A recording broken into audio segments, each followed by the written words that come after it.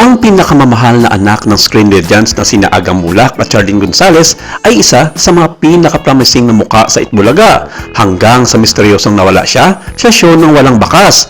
At ngayon, nagsasalita na si Joey De Leon, isa sa mga orihinal na ligi ng longest running non-time show sa Pilipinas. Ngunit ano ang tunay na bomba? Ano nga ba ang tunay na nangyayari? Hindi nagpapigil si Joey nang banggitin niya ang pangalan ni Aga Mulak. Si Atasha ay sumali sa Itbulaga na may labis na kinang na inlabagad ang mga manonood sa kanyang alindog, kagandahan at natural na presensya sa screen.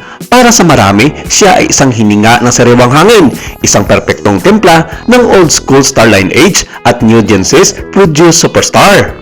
Pero ilang taon pa lamang sa kanyang stint, bigla siyang tumigil sa paglabas sa show tapos bumalik ulit at ngayon wala na naman. Walang anunsyo, walang paalam, ano nga ba ang nangyayari kay Atasha sa Itbulaga? Hindi kahit isang misteryosong kwento sa Instagram, sa Facebook at iba pang mga social media platforms. Naiwang naguguluhan ang mga fans at nagtatanong na saan si Atasha? Ano ang nangyayari sa likod ng mga eksena? Sa isang pambihirang sandali ng prangka sa isang panayam sa backstage pagkatapos ng isang kumakailang taping, sa wakas ay kinausap ni Joey De Leon ang tinaguriang elepante sa silid. Nang tanungin upang linawin kung ano ang ibig niyang sabihin, sumandal si Joey at sinabing may kalahating biro, kalahating seryoso. Saad niya?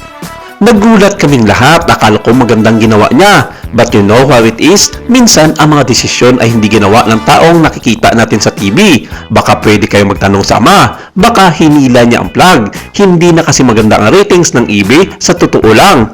May kunting katahimikan, tapos may tawanan. Pero malinaw ang mensahe. Si Aga Mulak ang tinutukoy ni Joey. Ang mga source na malapit sa production ay nagpapaywatig na maaring may mga alalahanin si Aga tungkol sa pressure ng buhay showbiz sa kanyang anak, lalo na sa tindi ng pagtatrabaho sa live na telebisyon.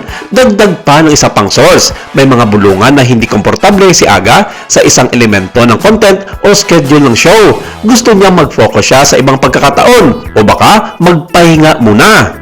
Ngunit ito ba ay talagang pag-alala ng isang ama o isang bagay na mas malalim? Sa social media, dinagsa ng mga tagahanga ang mga section ng komento ng kalituhan o pagkabigo. As of writing, hindi pa sumasagot si Aga Mulak sa mga komento ni Joey o sa lumalalang espekulasyon tungkol sa pagkakasangkot niya sa pag-alis ni Atasha. Si Charlene Gonzalez ay nanatiling tahimik, pinili salip na mag-post ng content na may kinalaman sa pamilya sa kanyang Instagram account.